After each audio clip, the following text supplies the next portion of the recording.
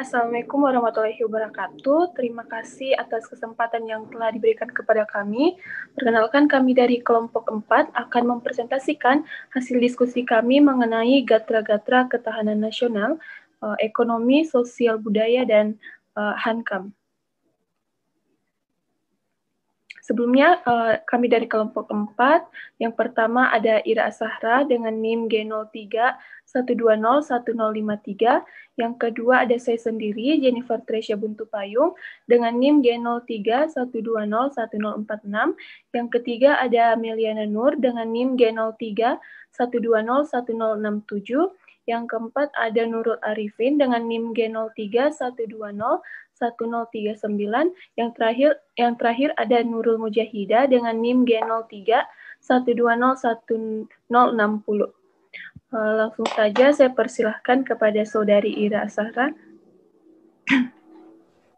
Terima kasih. Yang pertama ada ketahanan nasional. Ketahanan nasional adalah kondisi dinamis suatu bangsa yang terdiri atas ketangguhan serta keuletan dan kemampuan untuk mengembangkan kekuatan nasional dalam menghadapi segala macam dan bentuk masalah, ancaman, tantangan, hambatan yang datang dari dalam maupun dari luar, baik secara langsung maupun tidak langsung yang membahayakan kelangsungan hidup bangsa Indonesia serta perjuangan dalam mewujudkan tujuan perjuangan nasional. Dari pengertian di atas dapat disimpulkan bahwa ketahanan nasional di Indonesia sangat diperlukan.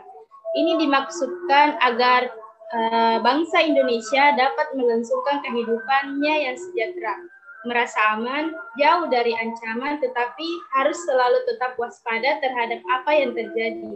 Ini tidak hanya diperlukan oleh negara Indonesia saja, bahkan seluruh negara yang ada di muka bumi ini pun membutuhkannya. Unsur-unsur kekuatan nasional di Indonesia diistilahkan dengan gatra dalam ketahanan nasional Indonesia. Next.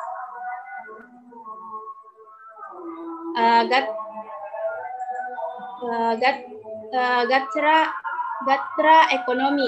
Yang pertama yaitu gatra ekonomi. Keadaan perekonomian suatu negara merupakan pencerminan dari keseimbangan atau keselarasan antara faktor produksi dan distribusi. Upaya peningkatan ekonomi adalah upaya meningkatkan kapasitas produksi serta kelancaran distribusi secara merata ke seluruh wilayah negara. Ada yang pertama yaitu strength atau kekuatan. Indonesia sebagai titik persilangan kegiatan perekonomian dunia antara perdagangan negara-negara industri yang sedang berkembang. Indonesia yang terletak di antara dua benua dan dua samudera memungkinkan menjadi persimpangan lalu lintas dunia, baik lalu lintas udara maupun laut. Dengan banyaknya hasil kekayaan alam Indonesia seperti dari sektor kehutanan, perikanan, pertambangan, dan lain-lainnya, Indonesia mampu mengekspornya ke luar negeri sebagai pendapatan negara.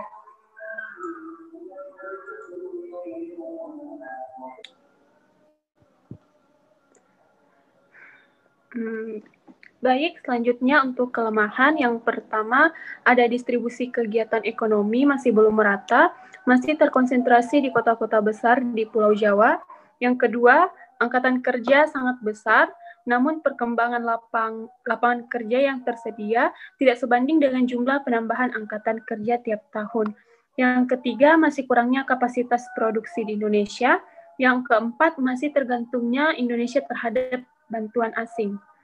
Selanjutnya ada peluang, di mana hasil kekayaan alam Indonesia yang melimpah dan tersedia baik di laut dan di darat seharusnya mampu membuat sebuah kekuatan untuk ketahanan negara Indonesia dalam hal mengelolanya dengan bijak dan memanfaatkannya untuk kepentingan nasional. Selain itu, posisi dan letak strategis Indonesia yang berada di jalur perdagangan internasional dapat menjadi kekuatan nasional.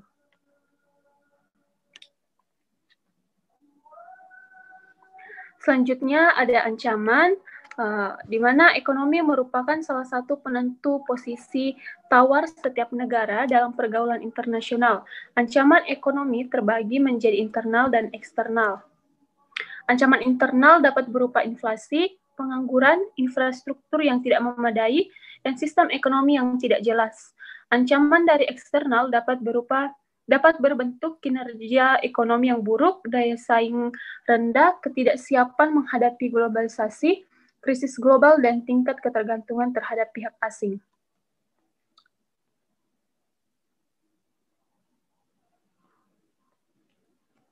Selanjutnya akan dibacakan oleh Saudari Meliana Nur. Gatra sosial budaya. Gatra sosial budaya berkaitan dengan unsur kematangan watak atau identitas kita sebagai bangsa, moral dan budaya kita sebagai bangsa. Moral dan watak ini dilandasi oleh ketakwaan dalam kehidupan beragama dan kepercayaan terhadap Tuhan Yang Maha Esa. Manusia yang takwa kepada Tuhan Yang Maha Esa mempunyai watak dan moralitas yang baik dalam kehidupan berbangsa dan bernegara. Dalam kehidupan berbangsa dan bernegara dan bermasyarakat, kita dituntun dan dituntut untuk menghayati dan mengamalkan Pancasila di berbagai bidang kehidupan sehingga ia merupakan identitas nasional sebagai bangsa yang membedakan kita dengan bangsa lain di dunia ini, yaitu pengalaman Pancasila dalam kehidupan kita berbangsa, bernegara, dan bermasyarakat merupakan jati diri kita sebagai bangsa Indonesia. Kekuatan atau strength. Kawasan Indonesia yang terdiri atas berbagai pulau-pulau membuat Indonesia kaya akan budaya. Banyak sekali bahasa daerah dan kesenian daerah yang ada di Indonesia. Indonesia memiliki banyak suku, agama, ras, dan golongan sehingga Indonesia memiliki kekayaan budaya. Kelemahan atau weaknesses. Masih banyaknya wilayah terpencil yang menerapkan hukum adat yang tak beradab, membuat pemerintah pusat sulit mengontrol pendidik daerah. Tidak meratanya pembangunan di Indonesia sehingga membuat kesenjangan sosial di daerah satu dengan daerah lainnya. Kurangnya sarana prasarana umum di daerah terpencil, mulai banyaknya budaya asing yang negatif masuk ke Indonesia, banyaknya suku, agama, ras, dan golongan di Indonesia menyebabkan rawan terjadinya konflik SARA.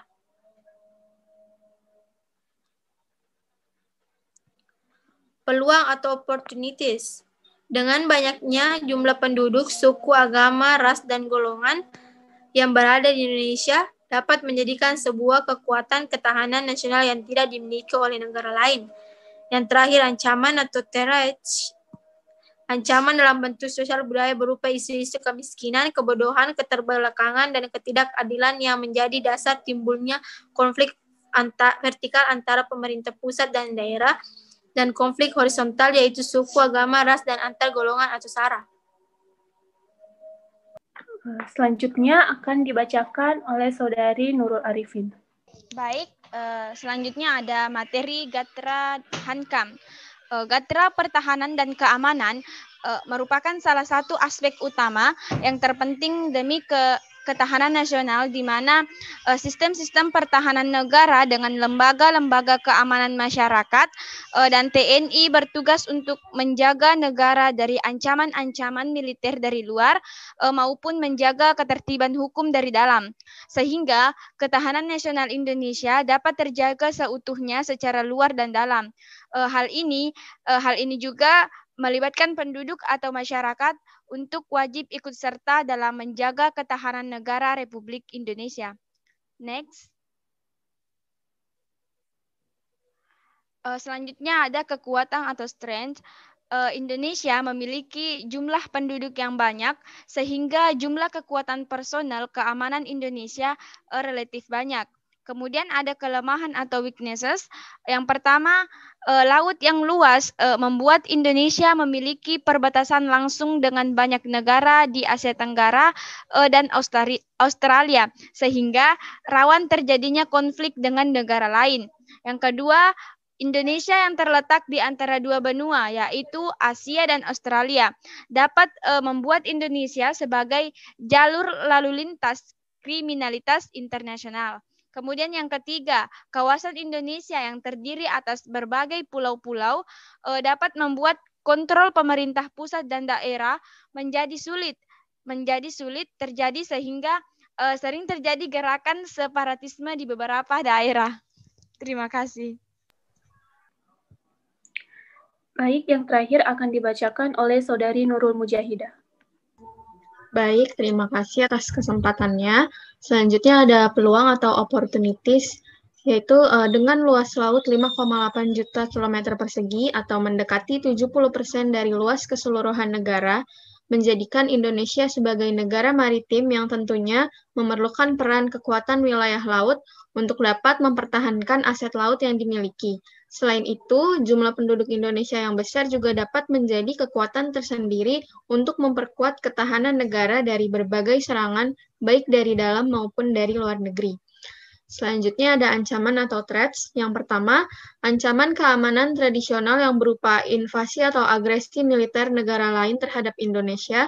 Yang kedua, ancaman kejahatan terorganisir lintas negara dengan memanfaatkan kondisi dalam negeri yang tidak kondusif. Yang ketiga, ancaman radikalisme, separatisme, dan terorisme. Yang keempat, ancaman masalah-masalah perbatasan dengan negara lain. Dan yang kelima, ancaman non-militer yang berupa ancaman ideologi, politik, ekonomi, sosial budaya, dan lain sebagainya.